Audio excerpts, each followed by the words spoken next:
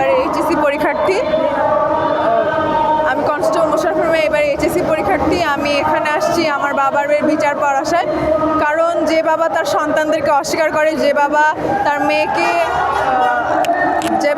মেয়েকে আঙ্কেল ডাকতে বলে, সে আসলে বাবা হওয়ার যোগ্যতাই রাখে না।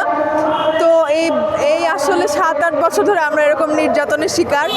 বাবার সাথে আমাদের যে সম্পর্ক বা বাবার যে ওপর যে আমাদের যে অধিকার, সেটা আমরা কখনোই পাইনি। বাবার আদর কখনোই পাইনি আমরা।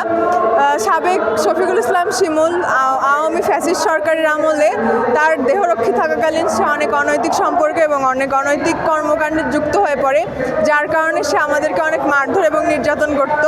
এই 7-8 বছরেও আমরা এর কোনো বিচার পাইনি। নাটোরের এসপি বরাবর গিয়েছি, নওগাঁর এসপি বরাবর গেছি, তারপরে আমরা কোনো বিচার পাইনি। এই সরকার পতনের পরে যখন আমরা নওগাঁতে তার বিচার পাওয়ার জন্য গিয়েছিলাম, তখন এসপি আমাদের সাথে দেখা করে নাই। এত আমাদের কথা হলো, এত অপকর্ম করার পরেও সে কেন এখন পর্যন্ত চাকরিতে বহাল? তাকে কেন চাকরিচ্যুত করা হলো না?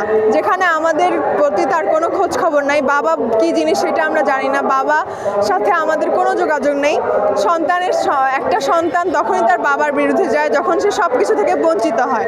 আমি সব কিছু থেকে বঞ্চিত হয়েছি এবং আমি এই সরকারের কাছে আবেদন করছি যেন একজন মেয়ে হিসেবে বা একজন সন্তান হিসেবে আমি যেন একটা উপযুক্ত বিচার পাই এটার। আপনি কি আপনার বাবার সঙ্গে যোগাযোগ করার চেষ্টা করছিলেন?